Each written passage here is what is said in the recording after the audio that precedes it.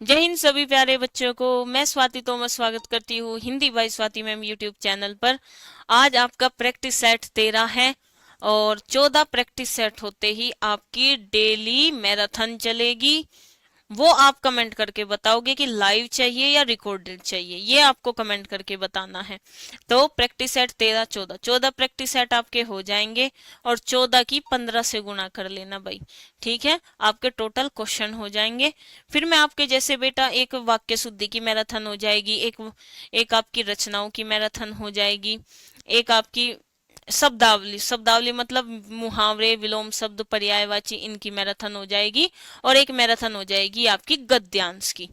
ठीक, और आपके मेरे बस मुझे चाहिए आपके 15 में से 15 नंबर। ठीक है, तो प्रैक्टिस सेट 13 आप सभी के सामने है और पहला क्वेश्चन आप सभी के सामने है और साहित्य से ही मैंने स्टार्टिंग की है। मेरी कोशिश यही है कि मैं इन 15 सेट में आपको बहुत कुछ बता सकूं। आएगी तो रचना ही। प्रकृति का सुकुमार कवि किसे कहा जाता है, हर सेट में बताया है। सुमित्रा नंदन पंत पंत पंत पंत, सुमित्रा नंदन पंत बताया है। हैं, बताया है ना। वीणा, पल्लव, गुंजन, लोकायतन, कला और बूढ़ा चांद बताया है ना। महादेवी वर्मा, यामा, अतीत के चलचित्र, निहार, निर्जा, रश्मि, जयशंकर प्रसाद, कंकाल, तितली, कामयानी, 15 सर्ग है। निराला, निराला की मैंने आपको बताई है। तुलसीदास, परिमल, मोस्ट इंपोर्टेंट है ये। ठीक है, अब सूर्यकांत त्रिपाठी को क्या कहा जाता है बेटा, क्या कहा जाता है, सूरज कुमार कहा जाता है। चलो मैं लिख देती हूँ, ये पॉइंट आप याद कर लेना। आगे जाकर आप यूपीएसआई दोगे, यूपी पुलिस कांस्टेबल दोगे, तो सूर्यकांत त्रिपाठी निराला को क्या कहा जाता है, सूरज कुमार कहा जाता है, क्योंकि ये संडे वाले दिन पैदा हुए थे और संडे का दिन सूर्य देव को समर्पित है, इसीलिए ही इनका नाम सूर्यकांत त्रिपाठी निराला रखा गया। और इनको छायावाद का सलाहकार पुरुष कहा जाता है। क्या कहा जाता है बेटा, छायावाद का सलाहकार पुरुष। देखो रचनाएं मैं आपको लिखवा चुकी हूँ। ठीक है, छायावाद का सलाहकार पुरुष क्या कहा जाता है बेटा, छायावाद का सलाहकार पुरुष। जयशंकर प्रसाद है ना, कामयानी। ठीक है, तो जयशंकर प्रसाद को क्या कहा जाता है, प्रेम और सौंदर्य का कवि। इनको क्या कहा जाता है बेटा, प्रेम और सौंदर्य का कवि। और इनको क्या कहा जाता है, प्रकृति का सुकुमार कवि। और इनको क्या कहा जाता है, आधुनिक युग की मीरा। ठीक है, वर्मा, प्रसाद, निराला, ये क्या है, ये तीनों ये छायावादी कवि हैं। क्या है, छायावादी कवि। चलो फिर आगे चलो। 9 2 11 होना, बेटा क्या होता है 9 2 11 होना, भाई 9 2 11 होना आपका होता है भाग जाना। क्या होता है बेटा, भाग जाना। दो या दो से अधिक अत्यंत समीपस्थ वर्णों के मेल से जो परिवर्तन होता है। देखो वर्णों का मेल तो आप कहीं भी करवा लो, लेकिन सबसे बड़ा पॉइंट क्या है, परिवर्तन। जहां भी दोनों चीज, जहां दो चीज मिली और परिवर्तन आया, वही आपका संधि होता है। देखो इसके एग्जामिनर्स डेफिनेशन को कैसे तरीके से घुमा देगा। मैंने बोला है आपको, बस आप एक शब्द रखेंगे, एक शब्द रखेंगे, क्या आपको बस इस पर फोकस करना है, परिवर्तन पे। तो इसका डी ऑप्शन बिल्कुल सही है। अब आ जाता है फोर्थ क्वेश्चन, कौन सा शुद्ध वाक्य है।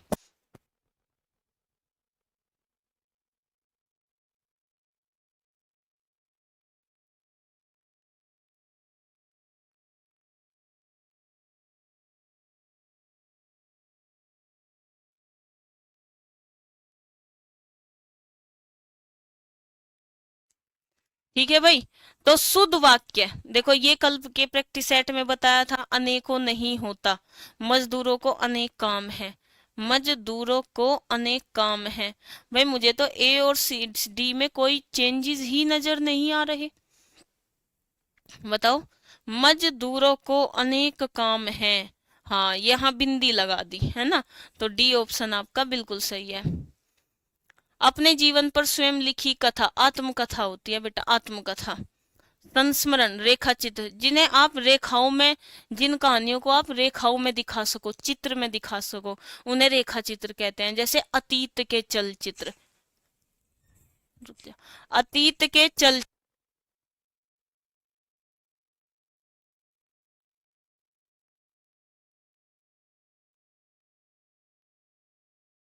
सामने पैराग्राफ। कल की क्लास में तो एक ही पैराग्राफ हो पाया था, लेकिन आज हम दोनों पैराग्राफ पढ़ेंगे, तो फटाफट कर लेते हैं। ठीक है। शिक्षा को वैज्ञानिक और प्रावादिक मूलाधार देकर हमने जहां भौतिक परिवेश को पूर्णतः परिवर्तित कर दिया है और जीवन को अप्रत्याशित गतिशीलता दे दी है, वहां साहित्य, कला, धर्म और दर्शन को अपनी चेतना से बहिष्कृत कर दिया है। मानव विकास को एकांगी बना दिया है। पिछली शताब्दी में विकास के सूत्र प्रकृति के हाथ से निकलकर मनुष्य के हाथ में पहुंच गए हैं, विज्ञान के हाथ में पहुंच गए हैं, और इस बंद गली में पहुंचने का अर्थ मानव जाति का नाश भी हो सकता है। इसलिए नैतिक और आत्मिक मूल्यों को साथ साथ विकसित करने की आवश्यकता है, जिससे विज्ञान हमारे लिए भस्मासुर है, भस्म धन असुर का हाथ न बन जाए। व्यक्ति की क्षुद्रता यदि राष्ट्र की क्षुद्रता बन जाती है तो विज्ञान भस्मासुर बन जाता है। इस सत्य को प्रत्येक क्षण सामने रखकर ही अणु विस्फोटक को मानव प्रेम और लोक हित की मर्यादा दे सकेंगे। अपरिसीम भौतिक शक्तियों का स्वामी मानव आज अपने व्यक्तित्व के प्रति आस्थावान नहीं है और प्रत्येक क्षण अपने अस्तित्व के संबंध में शंका ग्रस्त है। नॉर्मल है, मतलब समझते हुए आपको चलना है। तो 13वें प्रैक्टिस सेट का पहला पैराग्राफ आप सभी के सामने है। आज का मानव अपने व्यक्तित्व और अस्तित्व के प्रति इसलिए शंकालु है क्योंकि वो किसकी शक्तियों से डरा है? किसकी शक्तियों से? फोन की शक्तियों से। आज कुछ भी पर्सनल नहीं है, सब डाटा बिक रहा है। हमारी विज्ञान धृत शिक्षा की सर्वाधिक महत्वपूर्ण देन है। बताओ भाई, क्या देन है? कि जीवन का अपरिसीम भौतिक विकास। बिल्कुल सही, अपरिसीम मतलब एक बांध दिया भाई, सर्वांगीण विकास नहीं होता। हाँ, मानव जीवन को भस्मासुर बनाने से कैसे रोका जा सकता है? कैसे रोक सकते हो आप बेटा इसको? भस्मासुर बनाने से, राक्षस बनाने से आप कैसे रोक सकते हो? तो ये बताओ। मैंने अंडरलाइन भी किया था कि आप नैतिक और आत्मिक मूल्यों का विकास करके, अपने नैतिक और आत्मिक मूल्यों का विकास करके आप क्या बना सकते हो? भस्मासुर बनाने से रोक सकते हो। आधुनिक मानव विकास को सर्वांगीण नहीं कहा जा सकता। क्यों नहीं कहा जा सकता? क्यों? क्योंकि वो साहित्य, धर्म, कला और आदि मानव चेतना से निर्वासित है, मतलब अलग हो गया इन चीजों से, अपने साहित्य से, अपने धर्म से, अपनी भारतीय कला से। अणु विस्फोटक को मानवतावाद की मर्यादा देना तभी संभव है जब व्यक्ति की क्षुद्रता को क्या कर दिया जाए? राष्ट्र की क्षुद्रता न बनने दे जाए, या राष्ट्र की क्षुद्रता बनने देना चाहिए? बताएंगे भाई, न बनने दिया जाए। ठीक है, ये एग्जाम में आया था। अब आ जाते हैं हमारे करमचंद गांधी जी, पढ़ लेते हैं बेटा। मोहनदास करमचंद गांधी का जन्म 2 अक्टूबर 1869 को पोरबंदर के काठियावाड़, भारत में हुआ। उन्हें महात्मा गांधी के नाम से पुकारा जाता है।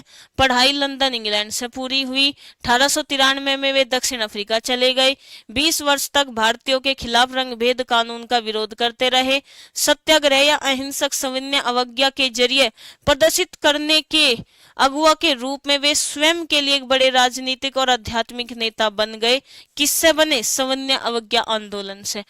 आज पूरी दुनिया में स्वतंत्रता संग्रामों में सत्याग्रह को सर्वाधिक ताकतवर दर्शनों में से एकमात्र माना। गांधी जी जब 40 वर्ष की आयु में भारत लौटे तो उन्हें पूरे देश की यात्रा आरंभ की। कई स्थानीय विवादों को निपटाने में मदद की, जैसे तिनकठिया। गांधी की अपार सफलता से उन्हें देश भर में इतनी प्रशंसा मिली कि इस दौर के एक प्रख्यात लेखक ने गांधी जी को महात्मा की पदवी दे डाली। उन्होंने स्वराज्य, होम रूल आंदोलन का समर्थन किया। भारतीय राष्ट्रीय कांग्रेस के नेता बन गए, जहां उन्होंने स्वतंत्रता प्राप्त करने के लिए अहिंसक असहयोग की नीति को बढ़ावा दिया। उनका लक्ष्य गरीब किसानों तथा श्रमिकों के अत्याचारी कराधान तथा भेदभाव के विरोध करने में मदद करना था। उन्होंने गरीबी हटाने, महिलाओं की मुक्ति, जाति पाति के भेदभाव को समाप्त करने के लिए संघर्ष किया। उनका अंतिम लक्ष्य क्या था? स्वराज हासिल करना। चलो भाई, ये लो भाई, इसमें तो क्या देखना, आप कर दोगे। भारत के खिलाफ अन्यायपूर्ण, क्या ना, किसके खिलाफ लड़ाई की? जो हमारे साथ अन्याय हो रहा था, रंग भेदों के ऊपर। स्वतंत्रता प्राप्त करने के लिए गांधी जी ने किन नीतियों की वकालत की? बताओ बेटा, बताएंगे? हिंसा का प्रयोग कर बिना भेदभाव के खिलाफ लड़ना। हिंसा, अहिंसा पर जोर दिया ना, है तो इन्होंने अहिंसा पर जोर दिया, मतलब हिंसा ना करो, कोई भेदभाव ना करो और उसके खिलाफ लड़ो। दक्षिण अफ्रीका से वापस लौटने के तुरंत बाद गांधी जी ने अपना समय कैसे व्यतीत किया? बताओ भाई, कैसे किया? उन्होंने दक्षिण अफ्रीका से आते ही वैसे तो उन्होंने बहुत सारे आंदोलनों में भाग लेना शुरू कर दिया था, है ना, मतलब धीरे धीरे छोटे छोटे झगड़ों को सुलझाया। 3 कठिया, नमक का, बहुत सारे थे, मैंने पढ़े थे। और उसके बाद फिर वे बड़े बड़े आंदोलन में आए, फिर उनका नाम हो गया। प्रस्तुत अनुच्छेद में महान आत्मा पद के लिए कौन से एक शब्द का प्रयोग हुआ है? महान आत्मा, महात्मा कहा जाता है।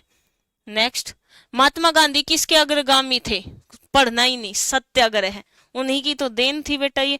तो सभी प्यारे बच्चे Hindi by Swati ma'am YouTube channel को सब्सक्राइब करेंगे, शेयर करेंगे।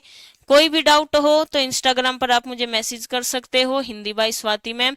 टेलीग्राम को ज्वाइन कर लेंगे, हिंदी बाय स्वाति मैम। अपना स्कोर जरूर बताएंगे, क्लास कैसी लगी कमेंट करके जरूर बताएंगे। सभी प्यारे बच्चों को जय हिंद, हर हर महादेव।